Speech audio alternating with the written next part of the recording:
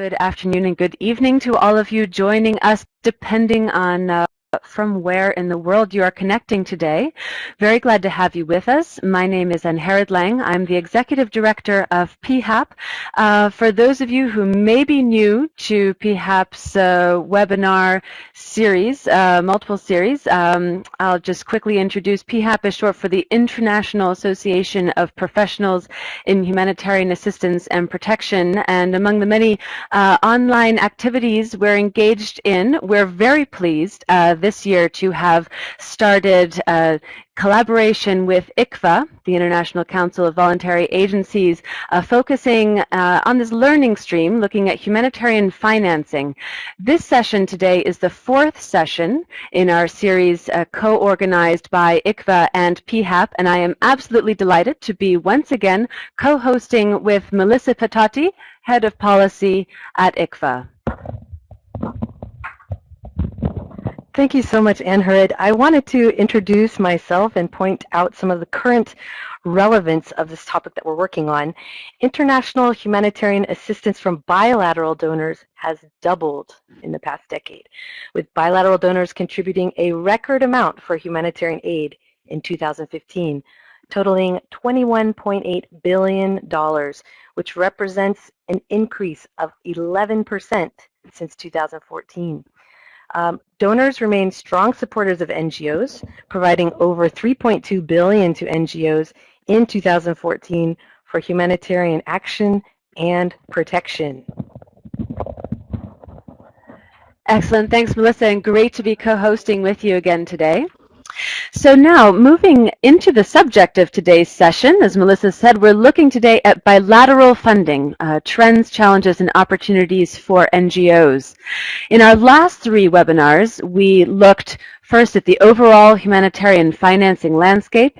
We looked at UN humanitarian funding through partnerships with NGOs, and we also looked at access to pooled funds. And today, we're moving our focus to the direct access of NGOs to financing from government donors. More specifically, our examples today looking at government donors, the United States and ECHO, the European Commission's Directorate General for Humanitarian Aid and Civil Protection. Each of these two presentations will be followed by a presentation, a few remarks from an NGO representative who will share their experiences and lessons learned when accessing funding specifically from the US and ECHO. You might remember from our first webinar that we talked a lot about the Global Humanitarian Assistance Report that provides some really good data. In the 2016 GHA report, over 97% of humanitarian funding from bilateral donors comes from just 20 donors overall. And the majority of funding originates from countries in North America and Europe. However, in recent years, support from governments in the Middle East has risen significantly, with an increase of 500% since 2011, primarily supporting humanitarian action in the Middle East. Many governments are also signatories to the Grand Bargain on Humanitarian Financing and Efficiencies, which we have talked about in previous webinars, which really commits to making humanitarian funding more efficient through a range of ways, including through harmonizing and simplifying reporting requirements, strengthening transparency, promoting multi-year funding, supporting national and local responders as directly as possible, and other interventions. So thanks, Melissa. I'll take a quick look now at the learning objectives for our session today. We want to be accountable to you as listeners, so we'll lay these out in advance. First learning objective, to understand the concept generally of bilateral funding. Second, to increase knowledge of the overall size, the funding flows and forms of bilateral funding, as well as the main donors and recipients.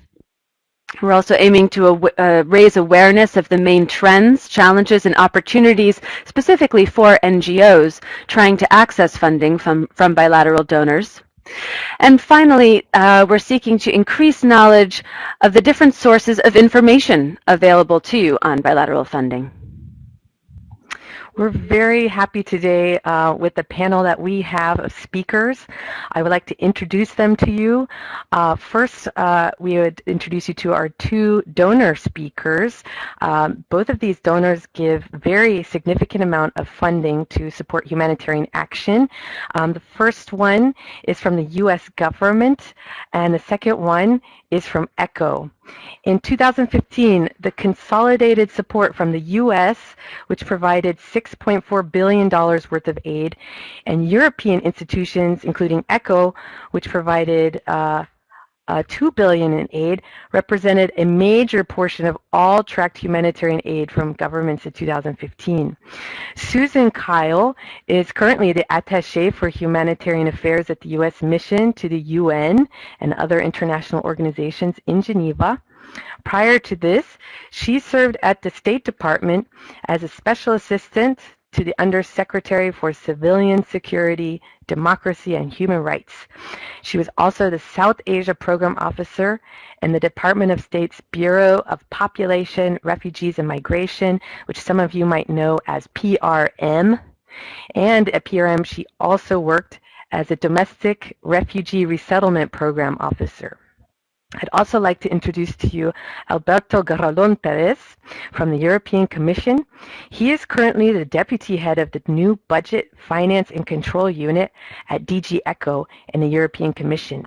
He leads a team responsible for the assessment of the financial capacity of potential grant beneficiaries, initiates and validates new grant agreements, and assesses the final financial reports previous to final payments. Before that, he worked on internal audits and as an economics and statistical analyst for the European Commission. We are also joined by some NGO representatives. We have the International Catholic Migration Commission, which some of you know as ICMC, and we also have Voice. They're going to share their own experiences and some tips for what they've seen in the past on accessing bilateral funding. Walter is the Director of Operations at the Geneva-based headquarters of ICMC. He has 25 years of experience working in the humanitarian sector on behalf of refugees and other vulnerable populations. At ICMC, he directs and oversees all operational programs and projects, including a number of assistance operations, as well as Refugee Resettlement Support Center in Turkey and the Middle East, and the UNHCR ICMC Resettlement Deployment Scheme. Prior to joining ICMC in 2009, Walter worked for IOM and UNHCR, and we are very happy that Walter has been an active participant in many ICVA network events and processes. Magali Morlan is a program coordinator at Voice. She's responsible for several portfolios, including looking at the Framework Partnerships Agreement, some of you might know as FPA, and funding, DRR, quality and accountability, sectoral policy related to humanitarian aid operations like gender, food assistance, and also the EU aid volunteers. She's been working for 7 years in the field, both in humanitarian and development context. In particular, she worked for Handicap International in Pakistan, Nicaragua, Cambodia, and Ethiopia.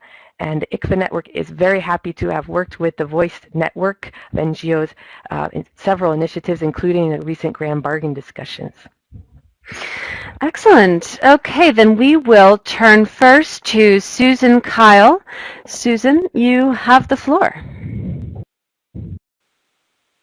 Thank you. And I want to first thank PHAP and ICVA for inviting me to participate in this webinar, and also thank all the participants who are online and interested in determining how best to access bilateral humanitarian assistance.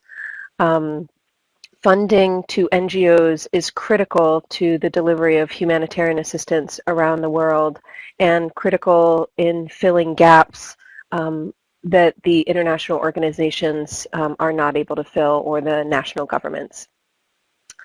So I'm going to give a brief presentation on sort of how NGOs access Department of State Bureau of Population, Refugee, and Migration funding, otherwise known as PRM. And we also have, in the U.S. government, we also have humanitarian funding from the U.S. Agency for International Development, USAID, Office of Foreign Disaster Assistance, OFDA. But I am not going to be able to speak to OFDA's funding today, but can answer any questions about PRM. So let's go.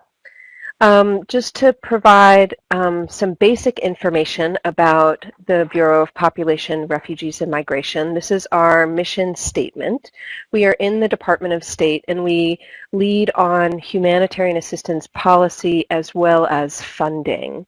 Our funding looks to provide assistance, also to build partnerships, to promote best practices in humanitarian response, and to, as I said, ensure that the U.S. foreign and national security policy takes into consideration humanitarian principles. What does PRM fund? We fund many different sectors, 10 sectors in total, although not are all listed here. And the NGO, sometimes an NGO funded program can serve one sector, or it can be multi-sectoral based on the Notice of Funding Opportunity, otherwise known as NOFO, or based on the NGO's capacity. And these areas, as you'll see, cover protection, various elements of that, health, mental health and psychosocial support, water, sanitation, hygiene, education, livelihoods, and shelter. We also, it's important for you to know sort of how we fund. What are our priorities when we're looking at funding? And when we put out a Notice of Funding Opportunity, otherwise known as a NOFO, we are usually seeking to ensure that funding for NGOs is, well, and our IOs actually, address the needs of the most vulnerable. And so that can depend on the context who that population includes, but always making sure that we're addressing the most vulnerable population in the larger refugee or displaced population. Also, for NGO funding, targeted beneficiary populations must be at least 50% refugees. There are instances occasionally where assistance for IDPs may be included, but that would depend on the specific Notice of Funding Opportunity announcement. But generally speaking, the target beneficiaries must be at least 50% refugees. As I said before, we are seeking to have NGO funding fill gaps in the international response. And because there are multiple entities within the U.S. government that fund humanitarian assistance, state PRM coordinates closely with the USAID Office of Foreign Disaster Assistance, otherwise known as OFDA, and the USAID regional offices. I would also just note that we also coordinate broadly with other bilateral donors, for example, ECHO or DFID or others, as well as coordinate with IOs, so UNHCR, for example. There are general NGO guidelines that PRM puts out each year. The new guidelines were just approved on Friday and will be on the PRM website hopefully today, and you will have a link to them later in this presentation, but make sure you check that out. Just to give you a sense of what we fund and where, so this shows you the geographic breakdown of where PRM provided funding in 2016. Our fiscal years run October 1 to September 30th. So this is based on the fiscal year that we just passed. The vast majority is going to the Middle East and then Africa. And then you'll see the geographic locations further under there. In addition, to give you the breakdown in a slightly different way, this slide shows how the funding breaks down by organization rather than geographic. And so UNHCR receives the vast majority of PRM funding, and then the other IOs still, so if you lump the IOs together, they receive the majority of PRM funding. And NGOs, international NGOs and local NGOs receive around 10% of PRM funding each year, give or take 2% in a given year, depending upon needs and funding available. In fiscal year 2016, as Melissa had noted, the significant funding that U.S. government provided, as a part of that, PRM made $2.8 billion available to our IOs and NGOs in this past fiscal year. So I'm going to talk about the steps that you will take if you are not currently receiving U.S. government funding. If you already receive U.S. government funding, you probably have done step 1 to 4. But just for those who have not received U.S. funding, this just tells you, even before you submit an application, the steps you need to take to be able to submit an application to a notice of funding opportunity. The first step is to obtain an NCAGE code. NCAGE is you would receive from the NATO Support Agency registration system. And that can take quite a bit of time. That can take weeks to months.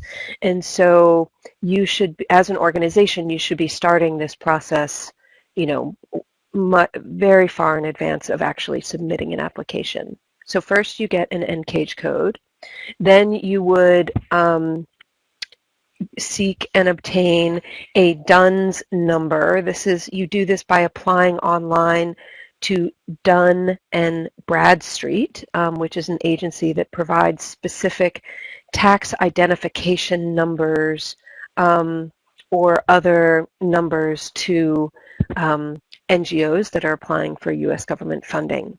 If you do not have a U.S. government tax identification number, that is fine. You would just leave that entry blank when you submit the document to Dun and Bradstreet for receiving a DUNS number. The third step is to register with the System for Award Management. This is a U.S. government-wide system, and that takes about 2 weeks or longer. It takes longer if you are an NGO outside of the U.S.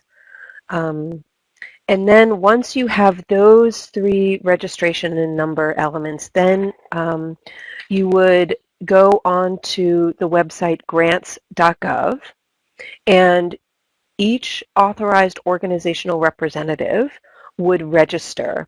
An application to grants.gov must be submitted by the authorized organizational representative.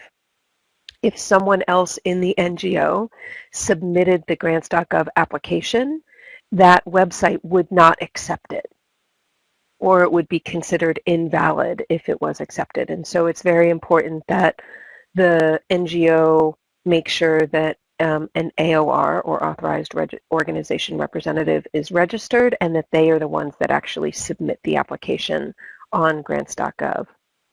Additionally, once you have the AOR authorization, you would track the status of those registrations. For example, SAM, the System for Award Management, that registration needs to be updated each year to make sure that the point of contact and the correct email are always updated. And similarly, we've had some NGOs where the information they put in the NCAGE code was different than the DUNS number, specifically their address. And then when they went to submit the application, it was rejected because of that discrepancy. So you want to make sure that all of those systems have the same information.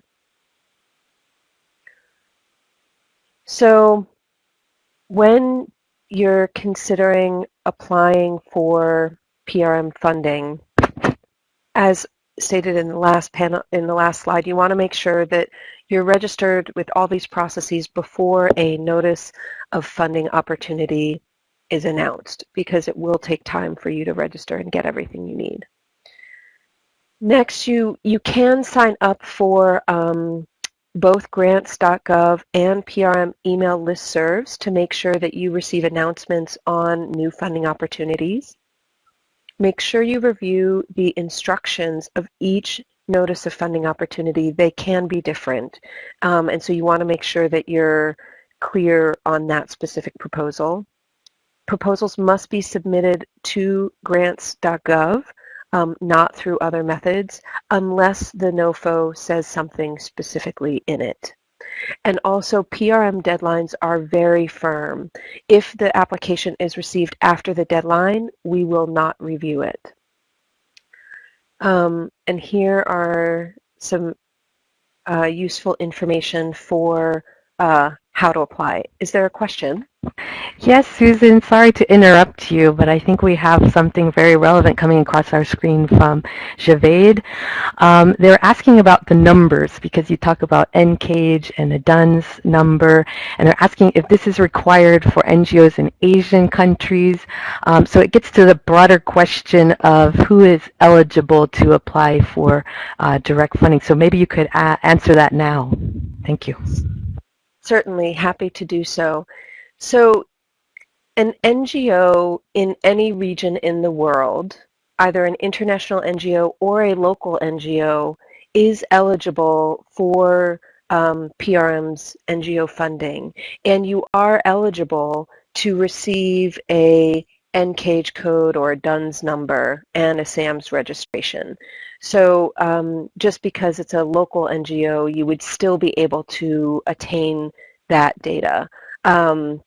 It's just that you should start the process early, because it can take some time. And what I have found as a program officer before is that it took longer for NGOs that were overseas or local NGOs than it took for U.S. government or U.S.-based NGOs.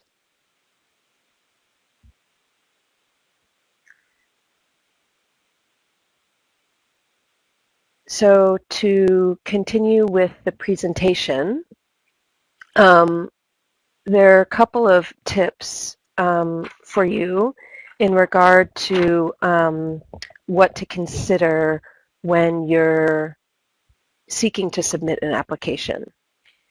Proposals for PRM are always due at 12 p.m. East Coast time. So wherever you are in the world, that is your deadline. So 12 p.m. on that day, Washington time. As I said, sometimes grants.gov can be challenging, especially right before a proposal deadline. It can time out. There are file name conventions that you need to consider and other elements. So it's better to start the process earlier. When you submit your application and you're done with submitting it, you will get a confirmation screen from grants.gov. That is not the end. Grants.gov will then validate that proposal submission, and that can take up to 2 days. So PRM does not actually receive your validated proposal until that is done. It's a two-step process. So you'll get the confirmation screen, and then you will receive a submission validation email from grants.gov, and that means your proposal is complete. Or if there was a problem with the proposal, you would receive a rejection email that specifies the errors. Immediately upon receiving that email of errors, you should address it, 1. And 2, if you're having any problems in this process, you should be in contact with grants.gov technical support, and they will give you a ticket number on how to and respond to you. But please note, as I said, PRM's deadline is very firm, and so we only accept a completed, validated proposal by that deadline. If grants.gov accepts your application late, PRM will not. It would not be seen by the grants panel review. Also, some of the challenges that we have experienced for some NGOs that have applied before is, for example, the NCAGE code took a really long time. The SAMS registration was not up to date. Sometimes the SAMS contact, you will provide a contact information for that called eBiz, point of contact, or eBiz POC. Sometimes that can be outdated if your chief financial officer left the organization and you then didn't put the new person in, then that would not work. You would not be able to submit the application. Similarly, not submitted by the right person, or not at the right website, or you're missing key documents. And just to reiterate that this process to make sure everything is right can take time. To get into actually how the organization that would be funded for PRM, what is our life cycle of a grant, this shows you that. To note that once the program announcement is out, they're usually open for 30 to 60 days, depending upon the award. PRM, grants.gov will process the application, then we will receive it at PRM. And at that time, PRM has a panel review. So a small group of people who score all of the NGO proposals for a given notice of funding opportunity. If PRM intends to fund you, you will receive a letter of intent sent by PRM, and after the application was reviewed, and then you would go through a process with the PRM program officer on negotiations before an award is made. If your application was not sufficient to meet the requirements or the funding availability, you would receive a notice that you would not be funded. So if you don't receive a letter of intent to fund, then you most likely are not funded. During the award phase, PRM will send you a notice of award, which is a specific U.S. government form. During the post-award period, there's the standard financial and program reporting quarterly. There also may be audits or other oversight missions that occur. There would be PRM monitoring, either through our regional refugee coordinators in the field or from someone from DC coming out. And you would be receiving payment during that time. And for the closeout, that happens with the financial and programmatic final reports. One of the things that is important for NGOs to always look at is the PRM NGO guidelines. These are general guidelines for all NGOs seeking to receive our funding. And the 2017 NGO guidelines were just approved this past Friday. And they will be on PRM's website later today, but in this webinar we will also put up the link to that, although at this point they still only show the 2016 website. But by Washington time today, business hours, it should be up there. What we tried to do with the new guidelines is to improve readability, and we added sections related to accountability to affected populations, or AAP, risk management, additional standardized indicators, and we've also added a PRM awards data sheet and a new project proposal template, and I'm going to walk through those now. Why did we need to improve the readability? So our goal for the guidelines is that these help give every NGO a better chance to meet the requirements and understand what our requirements are. And these are to be seen in addition with the notice of funding of opportunity. We've been using the NGO guidelines for a number of years, and each year we added things, and it's become much more difficult to read and be organized. And so we trimmed it down, and we also tried to be very clear about what our requirements are for a project proposal as well as what are PRM's policies that we are seeking to fulfill. Also, we tried to make sure that there were links throughout the document so that it's easier for the person to navigate. And we've added a checklist that shows what is required for an application to help you out, hopefully. On accountability to affected population, in 2016, the law actually added language in to require additional assurance that funding that the U.S. government was giving included accountability to affected population. And I will actually read you an excerpt from this so you understand what it exactly says. So that funds appropriated or given to State Department and USAID shall be made available for the regular collection of feedback obtained directly from beneficiaries on the quality and relevance of such assistance. Also, State and USAID shall conduct regular oversight to ensure that such feedback is collected and used by implementing partners to maximize the cost effectiveness and utility of such assistance, and require such partners that receive funds to establish procedures for collecting and responding to such feedback. And so this is really important for us. This year, it is something new in our guidelines and a new requirement.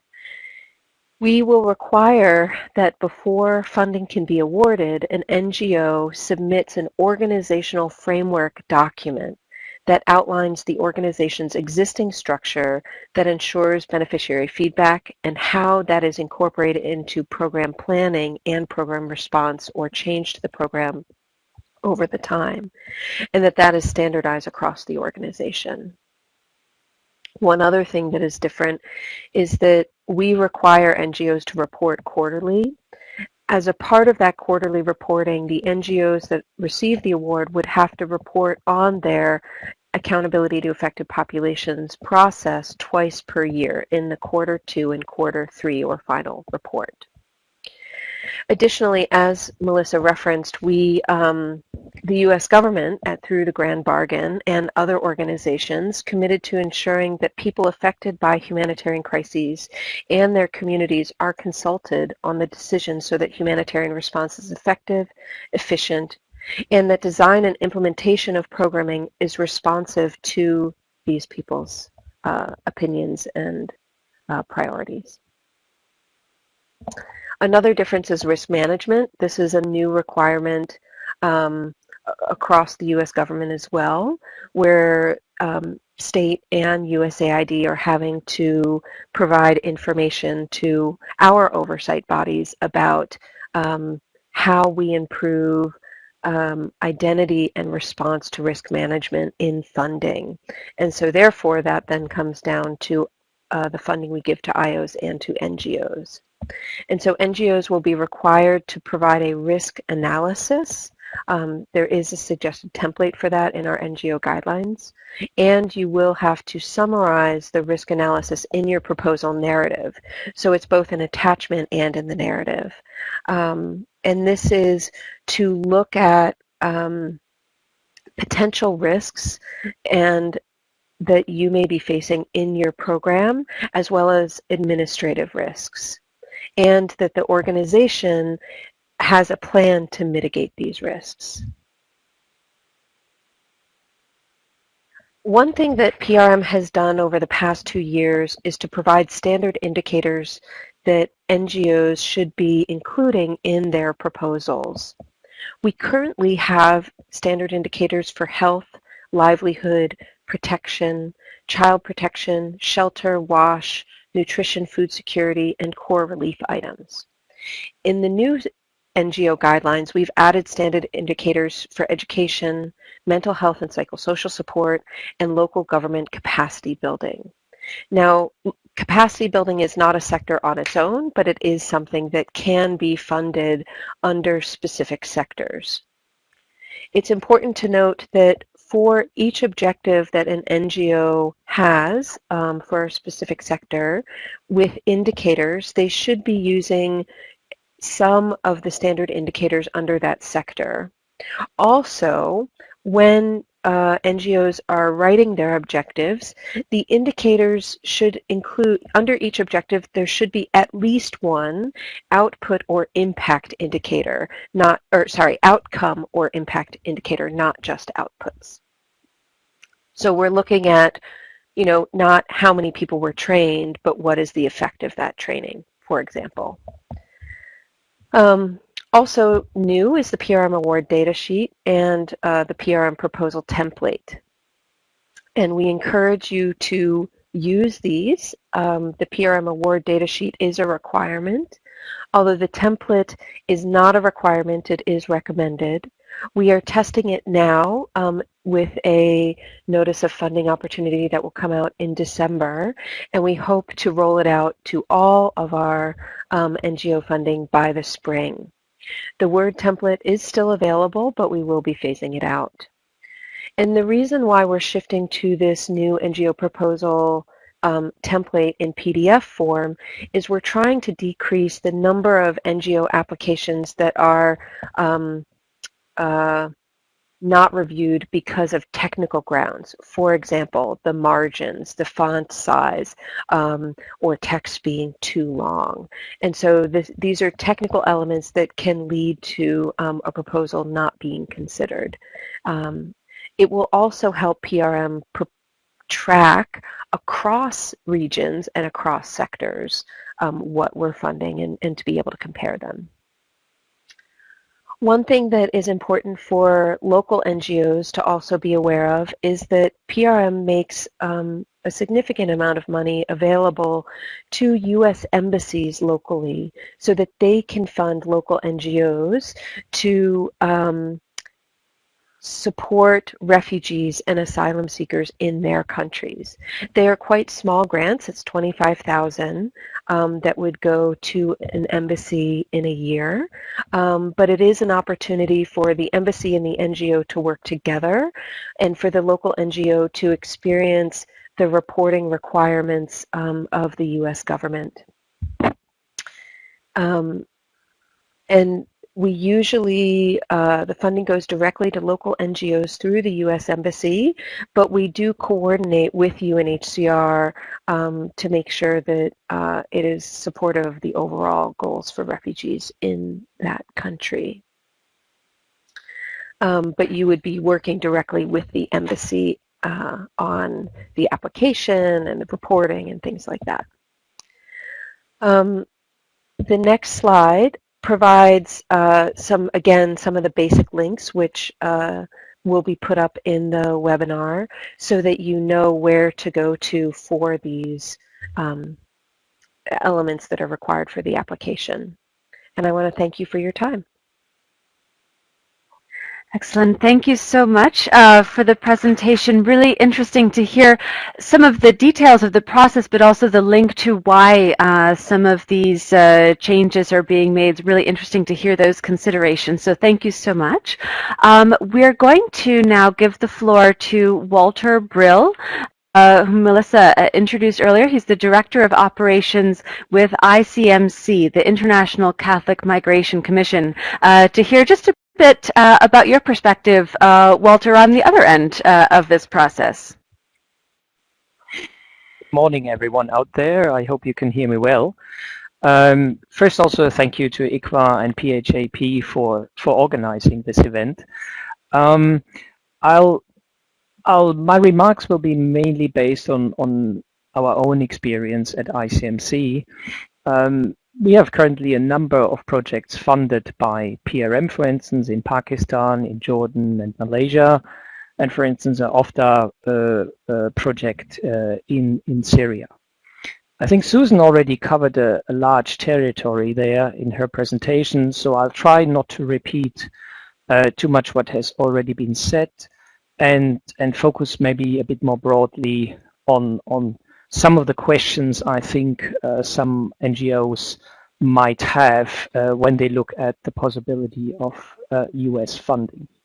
So you know, if we look at both PRM and OFDA, I think we can say they are both sustainable funders with a large portfolio, both geographically and different sectors.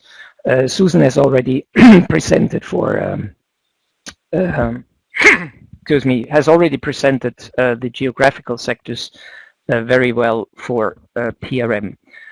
What do I mean by sustainable? Sustainable, you know, we have some donors where sometimes you would receive money for 1 year, perhaps also for a second year, and then they stop funding. And that is, for most of us, not very helpful. Our own experience with PRM has been positive in the sense that once you obtain the funding from PRM, it usually runs for a couple of years. You may have to make improvements, you may have to make modifications, but it's not a one-off shot. And I think that's one aspect we like in particular about the PRM funding. Now, another aspect, Susan mentioned it briefly, is that there is some flexibility also with regard to include the local vulnerable population in your project. PRM is flexible there. As Susan said, for instance, PRM requires 50% of the money has to go to refugees, but then you can also, you know, look at the local population and provide assistance to them in many instances. So, for instance, we have a project in Jordan where I think about 30% of the beneficiaries are Jordanians. And this usually makes your projects much more acceptable on the ground, both to the local population and also with the respective host governments. PRM also provides, and OFDA, the advantage that they have on-the-ground presence and expertise. So for PRM, it's usually what they call the refugee coordinators. So these are people out there in the field who really can provide you with valued feedback on your project. So once you have a project, staying in touch with a refugee coordinator on the ground is really crucial. They would also usually come to visit your project. They would monitor, and if there is need to make changes or if there are problems, they are sort of your first port of call to go to. Afterwards, of course, you may then also report issues to the PRM in Washington. For OFDA USAID, you have something that is called the DART, the Disaster Assistance Response Team, on the ground also. They also have the expertise and are your local interlocutor. On the downside, maybe for DART, the persons change more frequently. A ref court would usually be around for a couple of years, 2 or 3 years. The DART teams, sometimes the people just stay a couple of months, 3 months, 6 months maximum. So you have a higher rotation, and it's a little bit more difficult to build up a good and trusted relationship. Then just a brief word on overhead. If you have funding from the US government, you would either have what is called a NICRA, sort of a negotiated indirect cost rate. That means you would submit to an entity that is mandated by the US government all your figures, you know, your headquarters, what are the running costs, etc., in detail, and then they would agree with you on an overhead rate that you would generally receive for every US funded project. Alternatively, and I think this is quite new, you can now claim, if you do not have a negotiated indirect cost rate, a minimum rate of 10% overhead. And I think what is particularly interesting for national NGOs here is that the US as a funder does not discriminate between INGOs and national NGOs. the rate, the overhead would be available in both instances. Then finally, I think PRM in particular strikes a good balance between accountability on the one hand. That means they, like every other donor, they require reporting, they may require audits, you know, so to ensure that the money is spent as foreseen. But overall, they do not tend to do too much micromanagement.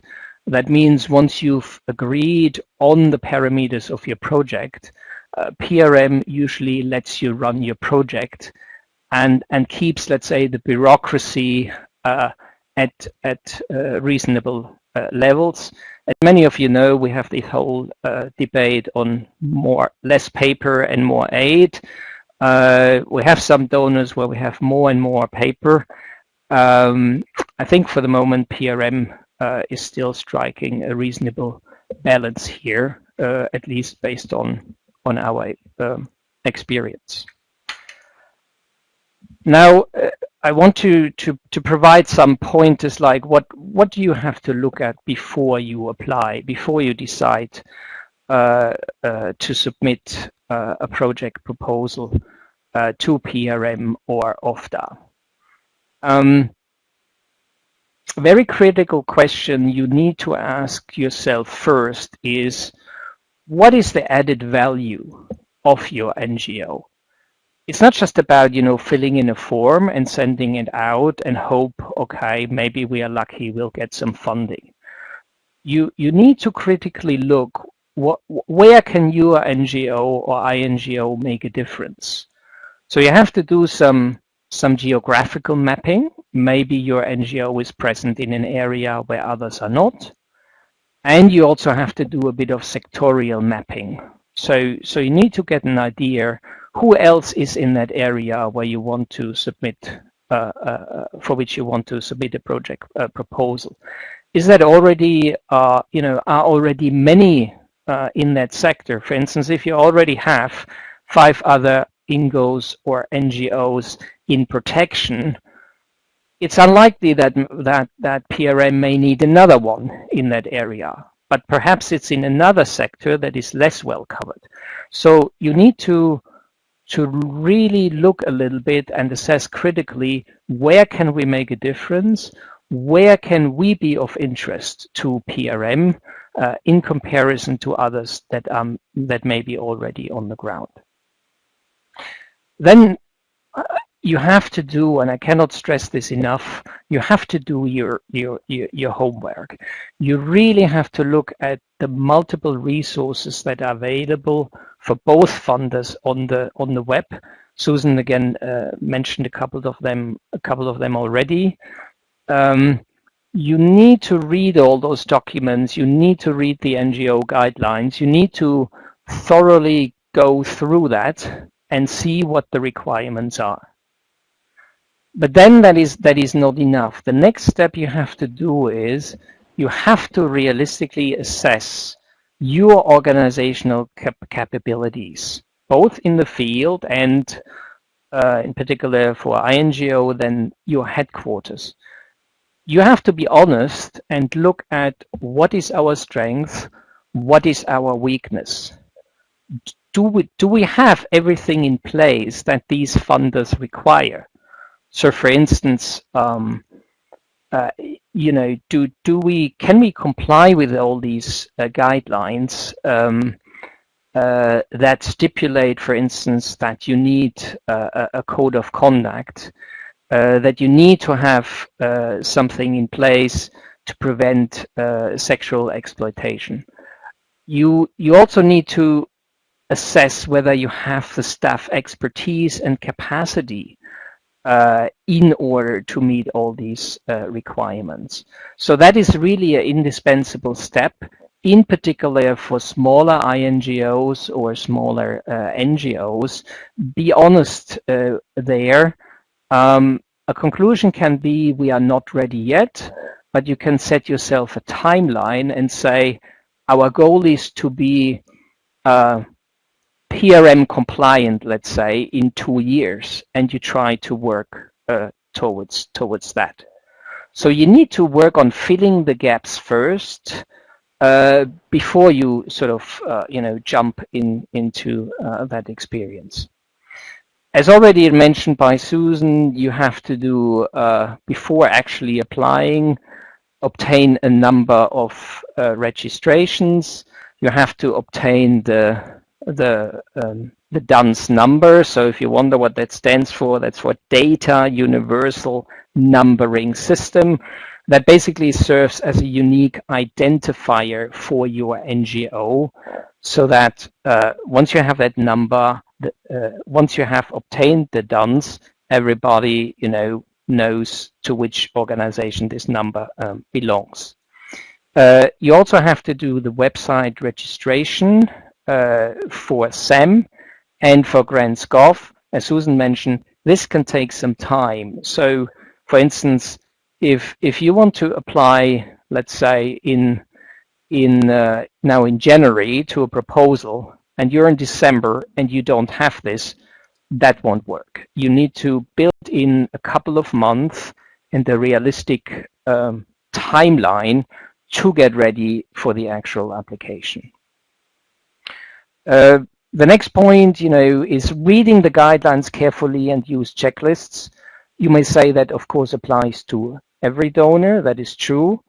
But as the technical requirements from PRM and OFDA are quite detailed, I think this is here even more important. You really need to make yourself checklists and really assess, have I prepared the documents correctly? What is missing? What do we still need to do? And so then once you've done all that homework and you say, okay, we want to work now on a project proposal, again, you need to really work on a realistic timeline. You have sometimes a process where you have first a concept note and then a full project proposal. In some instances, you have right away the entire project proposal. In both instances, you need to be sure that you have enough time to go through usually 3, 4, 5 versions or more of the project proposal before a final version and hopefully meeting the deadline. Ensure compliance with submission guidelines and rules is absolutely critical. Susan stressed this too. There are multiple errors you can make in this process, sometimes really stupid.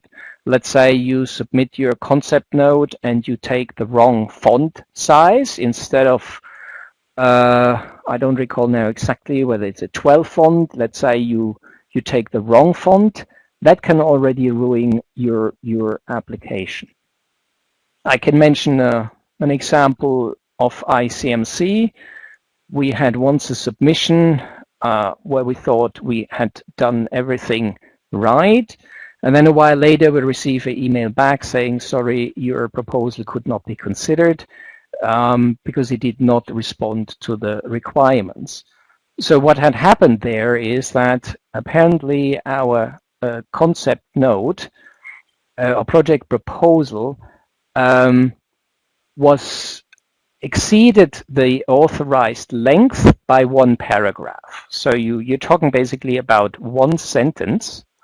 And as we found out, it happened because we've used the European DIN A4 version, and then upon submission, that sort of got reconverted into American size, and then things played out differently. Now, I have to stipulate here, PRM, we were able to show that then our initial proposal exactly corresponded to the page limit, and there's a procedure in place, and this is again very well done. And so in the end, we were considered eligible for the proposal. But ever since now, we only submit in PDF format, so to avoid this kind of conversion errors. I think that's so far from my part. Again, I would say at the end, don't underestimate the work this takes. It's not simply about quickly filling in a project template and ship it off. If you want to go for this kind of funding, you really need to get your organization ready and work on this over a longer a period, in particular if you're from a smaller NGO or INGO. Thank you. Okay, and thank you, Walter. We can see now that both timing and font size, not to mention paper size, are some of the main themes we're taking away from the first half. Thank you so much, seriously, for bringing your perspective. It's very, very valuable, of course, to have both sides of the relationship here represented, and very much appreciate your time being with us all today. We're now going to move on to give the floor to Alberto Garalón Perez, Deputy Head for Budget and Control Unit with DG ECHO. Let's just make sure that your audio connection is working. Alberto, could you try saying a few words so we can just... Yes, excellent. You're coming through loud and clear. Yes, very good. Over to you. You have the floor. Okay. Thanks.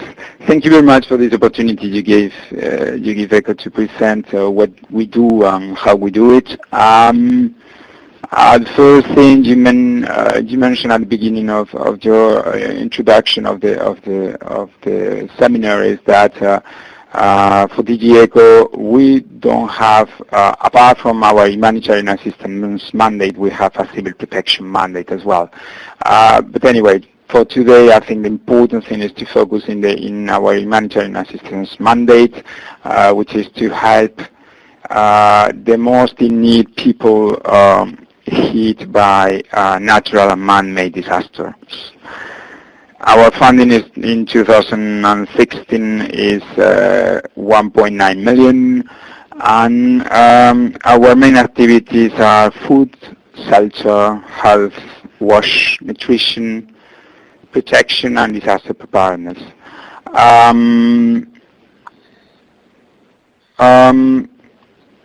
One of our main strengths is our network of offices abroad, with more than 40 offices in different difficult countries, and more than 450 people working for ECHO in these 40 offices.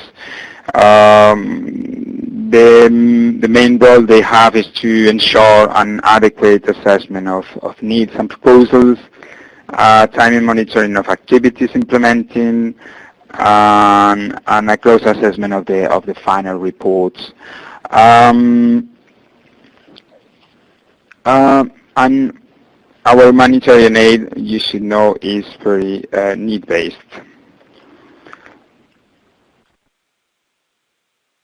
We have different instruments to assess the needs. We use the Integrated Analysis Framework, which is an annual exercise based on the use of national and subnational data.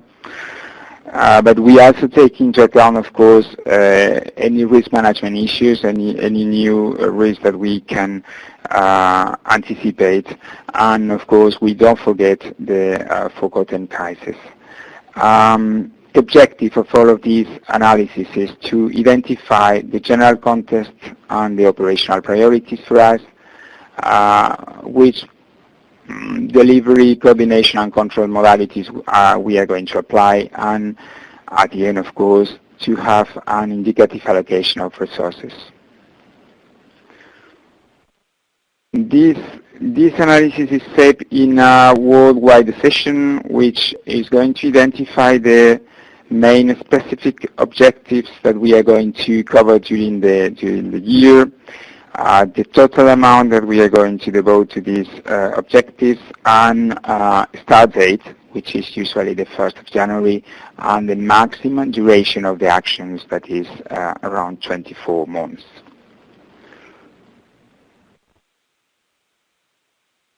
In order to have a more operational document, what we draft is the Humanitarian Implementation Plans, the HIPs. These HIPs give a picture of the situation in a given country, in a given crisis. Establish the main humanitarian needs, and the ECHO plan response. They include a technical annex in which we provide the information, the administrative and the operational data that we need for you to submit to receive the funding. These humanitarian implementation plans can be modified on the basis of how the situation evolves in the field, of course.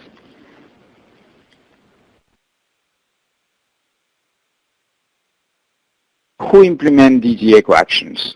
We work under a framework partnership agreement that we have signed with international NGOs, with United Nations bodies, and international organizations such as the International Committee of Red Cross, the International Federation of Red Cross, the International Organization for Migrations.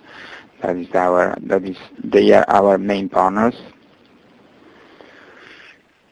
And we, of course, we can accept new partners following a procedure to apply for this partnership based on a number of pre-selection criteria and a number of suitability criteria. In terms of pre-selection criteria to obtain an FPA, a framework partnership agreement, the organization that applies should be registered for at least 3 years in a EU member state or in a country member of the European Economic Area. We have a number of NGOs from Norway, for example, Switzerland. We expect that the organization is a non-profit autonomous organization. We don't accept commercial organizations. We expect that the organization doesn't have any record on bankruptcy, fraud, or corruption, and it should have a minimum turnover related to humanitarian activities of 200,000 euros in each of the last 3 years. We can accept for those NGOs that are focusing on a very particular activity, information, mapping, mines, to have a reduced turnover of 50,000 euros for what we call niche NGOs.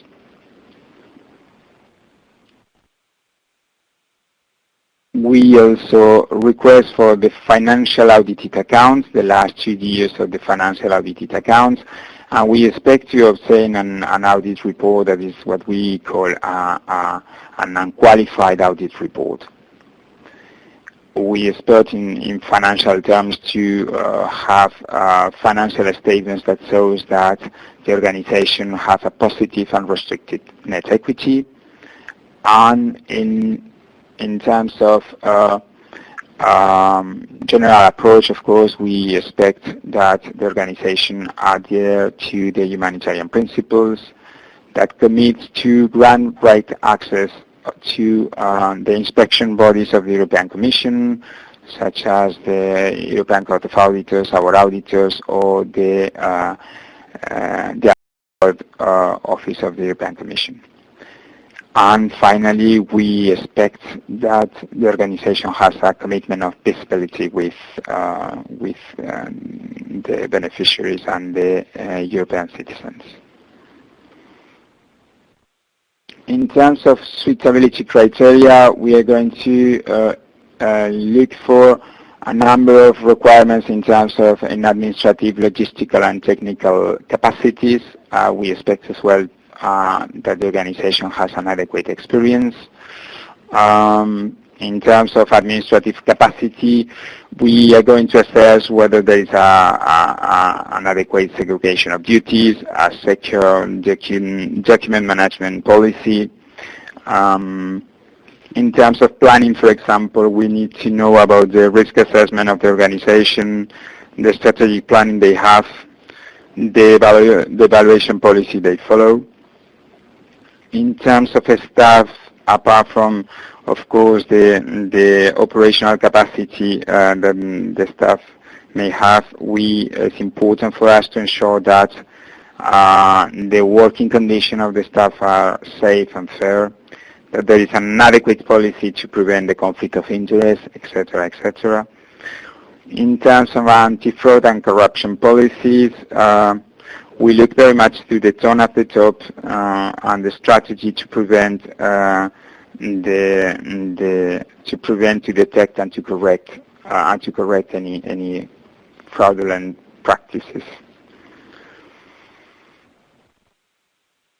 In terms of technical and logistical capacity, we expect that the organization complies with a set of international recognized standards and principles, for example, as FAIR standards or the project cycle management approach. And the organization should ensure adequate processes on needs assessment, selection of projects, progress reporting, and evaluations.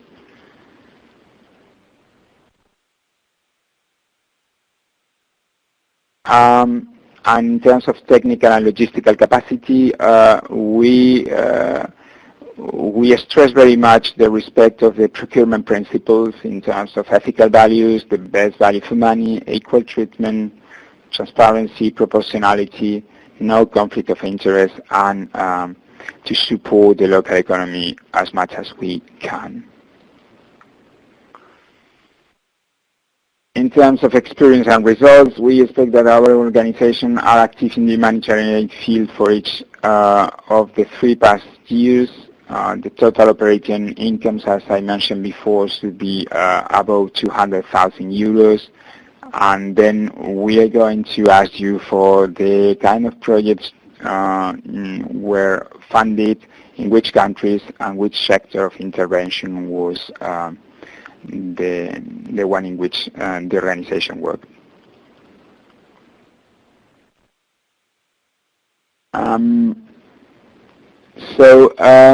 How we are going to work? We have a financing decision and a HIP. From this financing decision and a HIP, we are going to define a number of appraisal criteria, and we expect the NGO, the international organization, to send the proposal through a standard single form, in which the organization has defined the needs assessment, a log frame with results and indicators, and a detailed budget that we are going to assess. The main rules that we have during the implementation of the action. There is a number of eligibility rules. We fix an implementation period. We fix payment the modalities of payments with a pre-financing and a final payment at the end of the action when the final report has been accepted. We need the NGO ensure EU visibility during the implementation of the action. In terms of reporting, in most of the cases now, we just request for a final report. There is no interim report, but of course our staff in the field can visit the action to do a monitoring in agreement with the organization implementing the action, and then we have a number of audits at the end of the action. Where to find the main information in terms of the application procedure and criteria for the new organizations interested to sign the framework partnership agreement with ECHO. You have the partner help desk. If you are interested in the legal text and other reference documents, we have also a website in which you could find all this information. And then in terms of details about the financing decisions and the HIPs and the amounts of money to be done for the year, you also the opportunity to check in this website. And this is all. Thank you very much. I'm happy to reply to your questions, if any. Okay, excellent. Thanks so much, Alberto. We're going to move now for our final input from our panel. We're turning to Magali Mourlon, Program Coordinator with Voice, to hear once again from the NGO perspective. And Magali, let's just test your connection. Thanks so much. Try. Do you hear me? Okay, great. That sounds terrific. You have the floor. Yes, very good. Over to you. Thank you very much, and thanks a lot to ICVA and PHAP for inviting us to participate in this webinar, and broadly to organize this series of webinars, which I think is very useful, and we heard from our members is very extremely relevant. So I will try to present very briefly an NGO perspective in relation to the existing partnership between DG ECHO and the NGOs. But first of all, I would like to introduce you to our networks. So Voice is a network. We are not an operational partner of ECHO. We represent 85 NGOs, and I would say 83 out of them are partner of DG ECHOs. And they are all European NGOs from 20 different member states.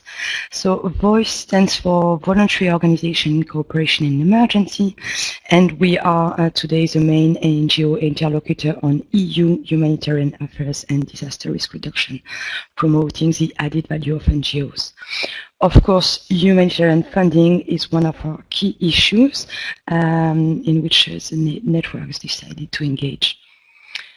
So, in order to introduce my perspective, I would like just to introduce a study which we conducted last year, which is called Exploring EU Humanitarian Donors Funding and Condition for Working with NGOs. This study was realized in order to take stock of the commitment the EU took within the consensus for humanitarian aid, we wanted to provide an NGO perspective on where the EU stands in relation to this engagement to, and I quote them, to continue efforts to streamline and simplify its procedure for humanitarian action in order to reduce the administrative burden on implementing organizations. So what we did, basically, we compared and analyzed 4 different EU donors, including DG ECHO, and I would say that out of this study, I just want to present one big outcome of this study, that our members and the NGO community overall commended very much the DG ECHO partnership approach. And why is that? It's probably, as you can see on the graph, it's probably because this partnership approach, which is promoted by ECHO, is in reality translated by a very good share of its funding going directly to NGOs. As you can see, 43% of ECHO funding is directed to NGOs, which is very important in relation to the other donors we looked at, being Germany, France, and Denmark. So DG ECHO, since its creation, has put in place its partnership approach, and the so-called Framework Partnership Agreement is today the 5th. The first one was put in place in 1993, and they last in general for 5 years. So now, what are the challenges and recommendations as a network we put forward in relation to this FPA? I would say the first challenge is well, first it's to sign an FPA. As you heard from Alberto, you need to be an EU-based NGOs and have good experience in humanitarian action, and you need to provide a certain amount of documentation, and it's quite a long process. I would say it takes at least six months to 1 year. But signing an FPA is probably not the most difficult part. The most difficult part, what we hear from our members, is to sign a first contract. Once you have your FPA, to become partners of ECHO in a specific context, in a specific country, you need to engage and you need to submit your proposal, and it's not that easy to be selected. It's a very competitive. It's not a call, but it's a very competitive selection process. So what we recommend is really to engage as early as possible with DG ECHO. If you intend to submit a single form and you are new in a country, I will really advise you to ask the ECHO representative in the field, so it's called technical assistant, to come and visit your project and have a dialogue with that person before you submit your single form.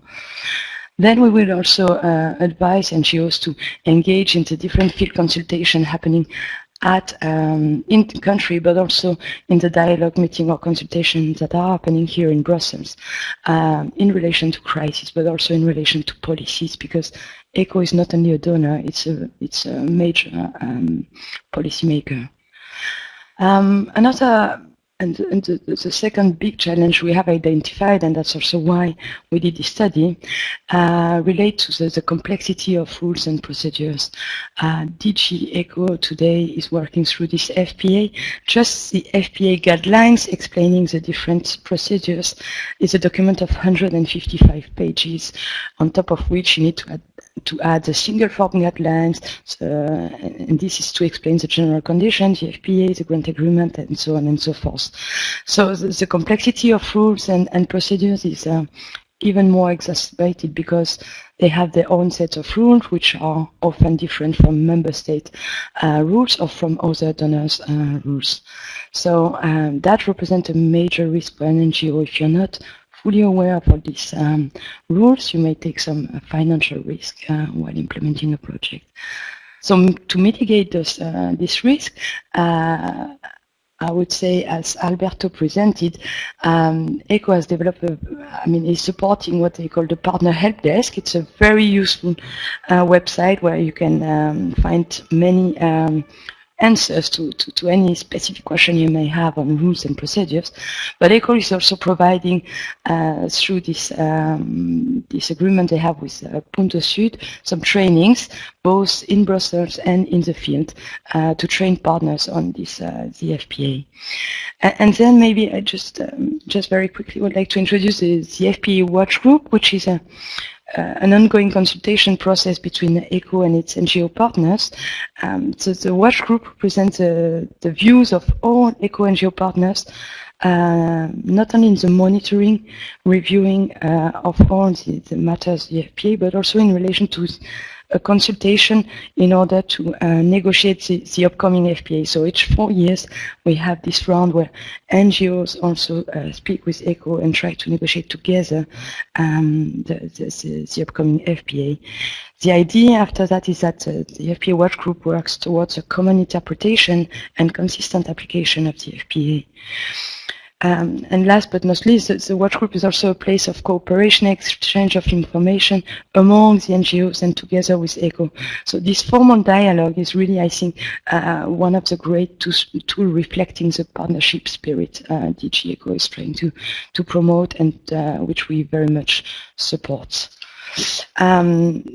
As Voice, we are very much looking forward to the upcoming discussion and the ongoing discussion on the ground bargain. I think there's a lot of room for strengthening the partnership agreement, and there's a lot of room for simplifying rules and procedures, not only of ECHO, but more broadly of all the donor community. I will stop here and leave some minutes for discussion. Thanks a lot. Okay, excellent. Thank you so much, Magali, for your remarks, your insights, and thanks for being here for the discussion. Looking at the time, we are going to look to extend by 10 minutes. So we'll go to 10 minutes past the hour. That will give us a few minutes now for Q&A. We have some great questions that have come in. And for those that we're not able to address here on the air live, we'll seek to do that in writing in collaboration with our speakers following the event. So you can have those as a resource, as part of the full package coming to you after the session today. So now to facilitate the Q&A and discussion, I will hand it over to Melissa. Thank you, Ann-Hared.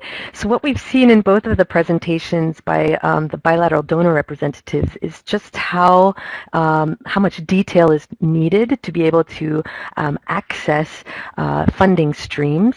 And we've also heard from both NGO representatives some of the opportunities but also challenges in complying with those requirements. We've seen in the grand bargain a real commitment by both of the donors who have participated in today's webinar, an idea of more directly supporting national and local responders. So Ian in the UK was asking for a little bit more of a perspective on how bilateral donors could support some of the smaller NGOs that might not have the number of staff or other administrative capacities that we've heard about when compared to some of the bigger NGOs.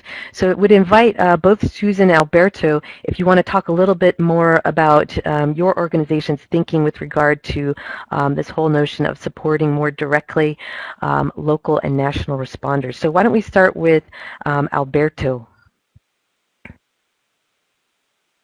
Turn on. Thanks, Melissa. For small NGOs, there are two main points. The first one I would say is that for us, we need to ensure from our financial regulation that the operational capacity and administrative capacity of the NGO is enough to implement an action granted by the European Commission. That is the first point.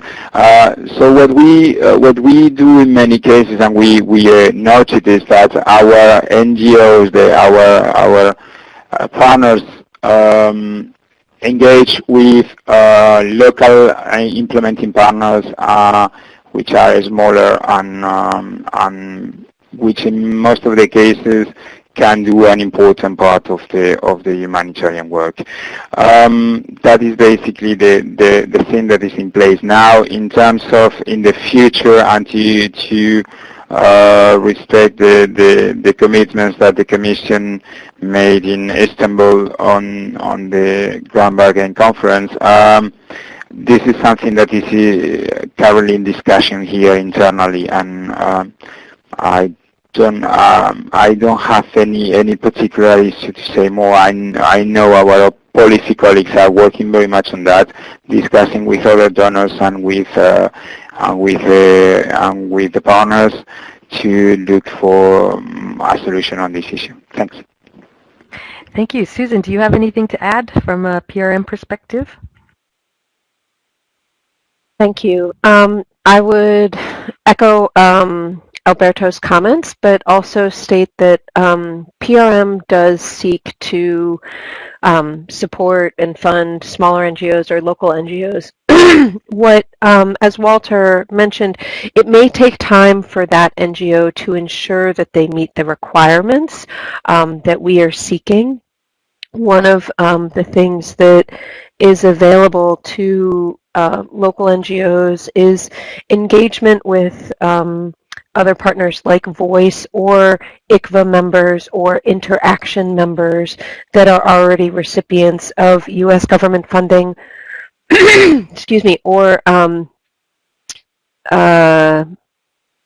assistance that those organizations have in advising NGOs about bigger policy issues that we require. For example, codes of conduct that address prevention of sexual exploitation and abuse, or risk management, AAP, things like that.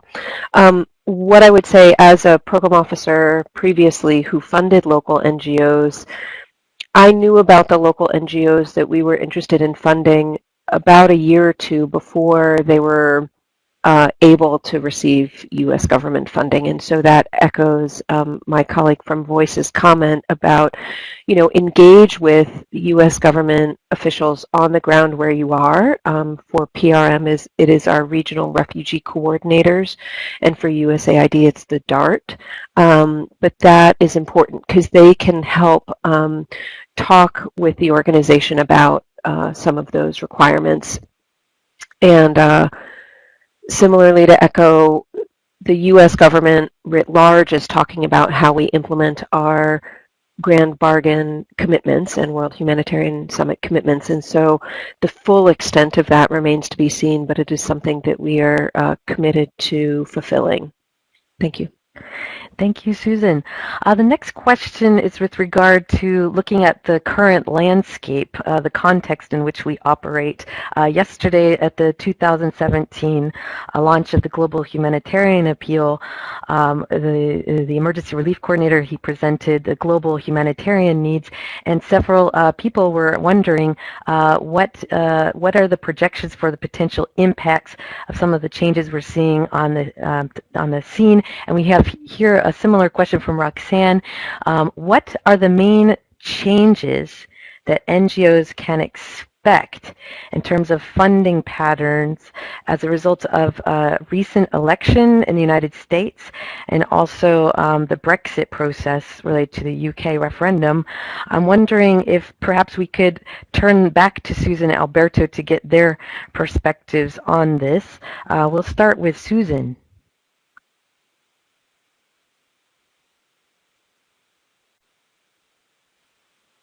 And that's a very valid and timely question.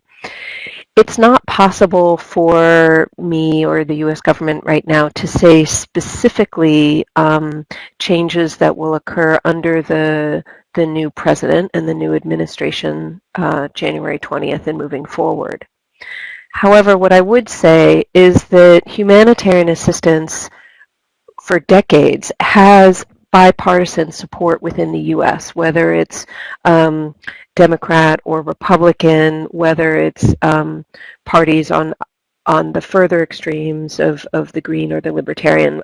We've had strong support for humanitarian assistance overseas throughout all administrations, and I think that will continue.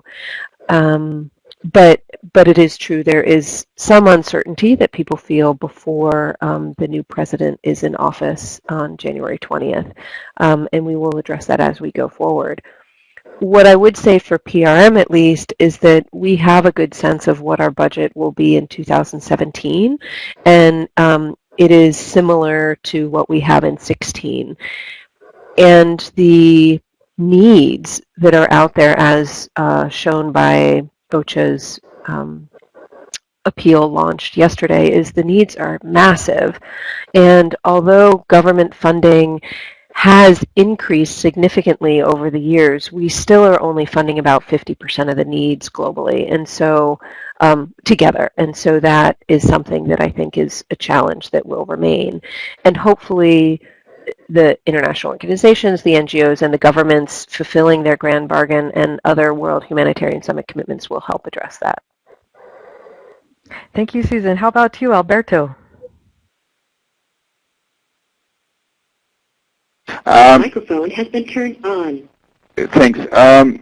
Well, the Brexit, very difficult to say up to now which will be the impact of the Brexit, in particular for the humanitarian aid of the Commission.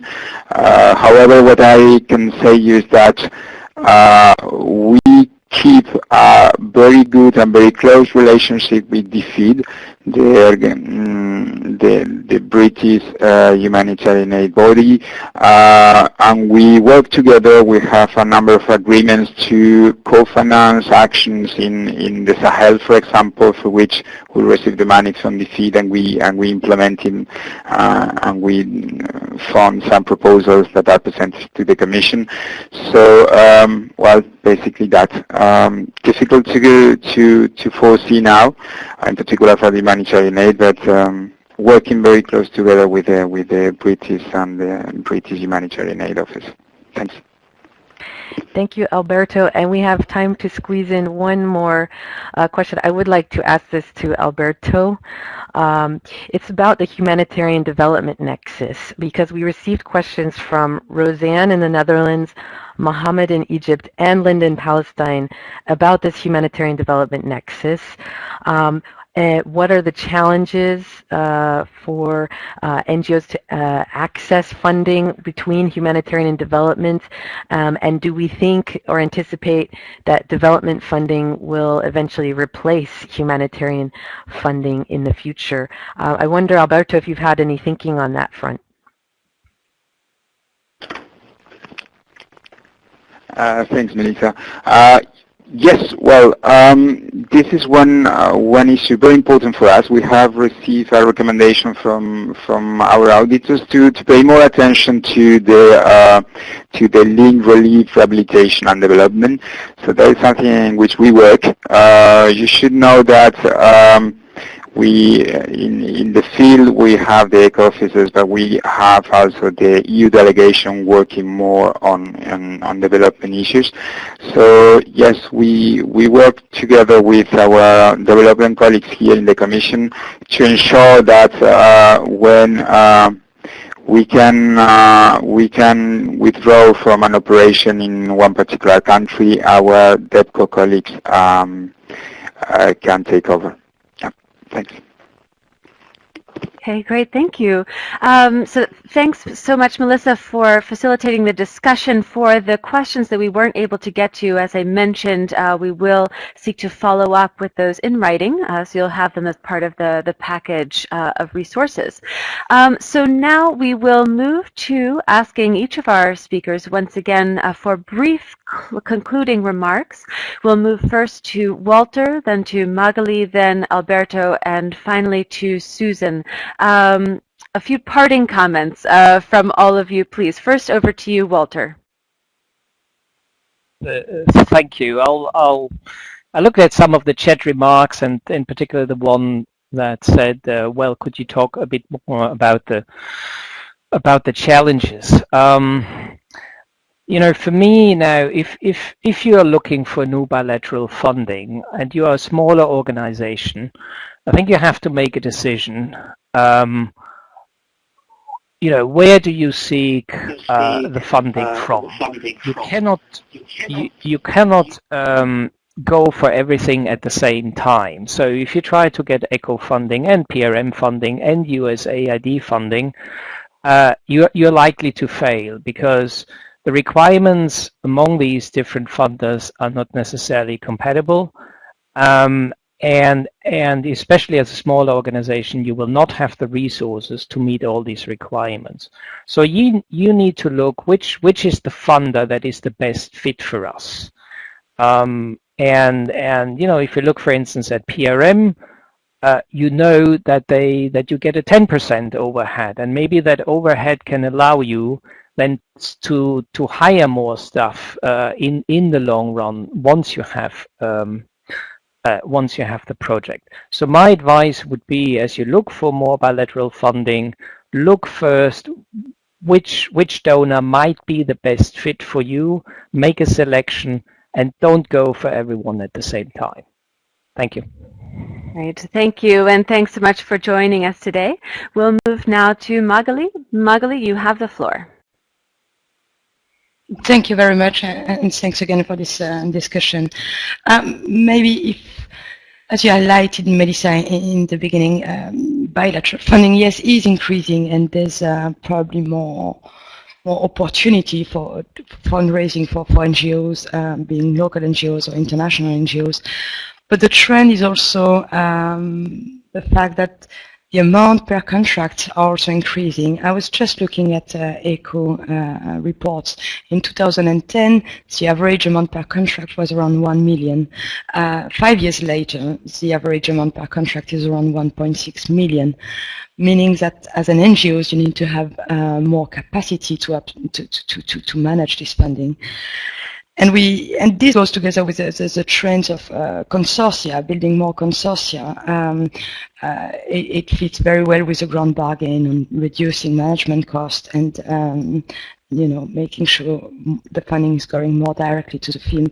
So consortia is one tool, one mechanism to engage in this efficiency strive.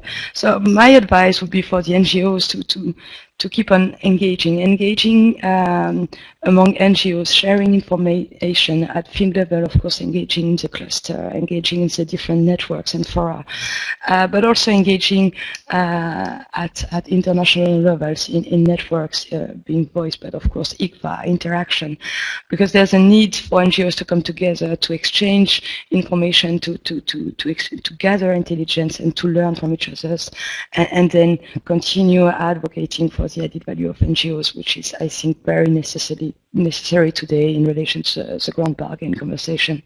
So thanks a lot for that. Okay, great. Thank you, Magali. And now moving to Alberto. Alberto, you have the floor. Yes, thanks. Well, DDA was very committed to simplification, to speed up the analysis of new NGOs, to become partners, to speed up the selection of proposals, to provide accountability to final beneficiaries, to implement the commitments of the ground bargain. However, we are accountable as well with our counterparties in the European Union to our taxpayers. We try to find a good balance to give the best service to the people in need. Thanks. Great, thank you. And last but not least, Susan, the floor is yours. Thank you very much. And I want to thank everyone for their presentations today, as well as all of those online and those listening for your time and interest.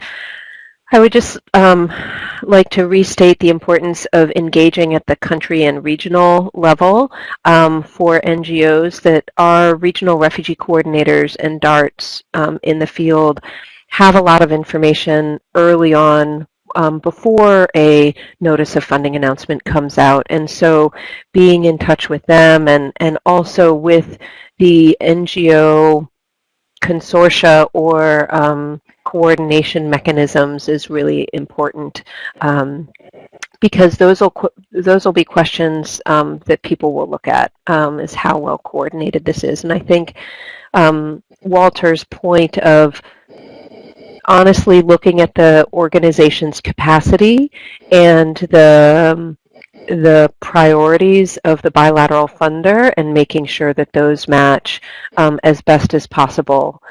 And ensuring that your NGO has the capacity not only to deliver assistance and protection to the beneficiaries, which of course is paramount, but also the capacity to meet the government funding requirements. There was one question that I saw on the chat about new NGOs receiving funding. One thing I would say is that for state PRM, it requires that an organization have been in existence and have records of like audits and reporting and things like that for 3 years before they are eligible to apply for PRM funding. Now that doesn't necessarily apply to the TAFT funding at the local level that goes through our U.S. Embassy, but if you're applying to, for example, the Horn of Africa Notice of Funding Opportunity for multi-sectors, that would be the case. And PRM's funding announcements go out throughout the year, but mainly between sort of December and May or June, most being in sort of winter and spring.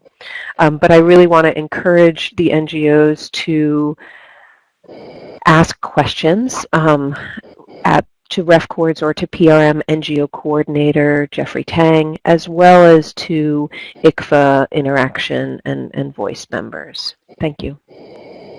Right, thank you. Thanks once again to all of you for everything you've been able to share with us today. Very much appreciated. For all of our participants, I'd like to note once again the recordings of today's session as well as all of the mentioned resources will be available in the coming days on the event webpage. In addition, once the translation is completed, there will also be subtitles for the recording in both French and Arabic. ICVA will later put together a briefing paper on the topic discussed during today's session. And looking ahead to our next event coming up together, again, the next event in the collaboration between PHAP and ICVA on this subject of the Humanitarian Financing Learning Stream, we will be looking at the topic of private donors. That will be on the 27th of January. You can join this session to learn how private humanitarian funding is changing. It used to be primarily targeted at natural disaster response, and we've seen over recent years this shifting with the context of the conflict in Syria. You can also, you can already register for this event, although it is coming up at the end of January. You can already sign up by clicking the button on your screen. You will receive a reminder then, I should note, so you won't have to worry about forgetting between now and then. So please do sign up. We look forward to seeing you there. In addition to this, in February of next year, we want to hold a humanitarian financing bonus topic webinar. Over the last few months, we've received a lot of interest from NGOs in wanting to learn more about the grand bargain on humanitarian financing. That's the origins of the grand bargain, what's the process, how are humanitarian actors shaping it? How are we moving forward with the 10 grand bargain work streams? And most importantly, what are the impacts of the grand bargain across the sector to improve efficiency?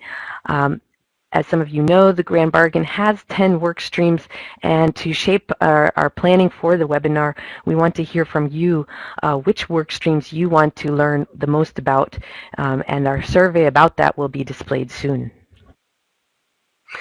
Great. And then just one quick reminder that we now have complete the whole package for the first topic. That was the Humanitarian Financing Landscape, Realities and Emerging Trends for NGOs. You can now access in their totality the recording, the follow-up answers from the speakers from the Q&A that we weren't able to get to live, that's all in writing, as well as the briefing paper that was prepared by ICVA.